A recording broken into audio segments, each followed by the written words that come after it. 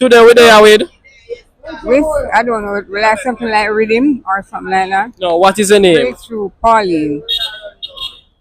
What's your experience dating a Jamaican man? Really good. It's good. Can you explain a little bit more? Well, it's ups and downs. I'm ignorant, but I'm alright. What's the first thing come to your mind when you think about the ex? Well, maybe love or so. But it seems like you have very good experience with men, man. I'm a married person, you know, So how long you married for? for 20 odd years. That's good. My husband don't live here. Do you listen to dancehall music? Yeah, man, all the time. In your opinion, who is the king of dancehall? Well, I would say Dennis Brown and Ken Boothe.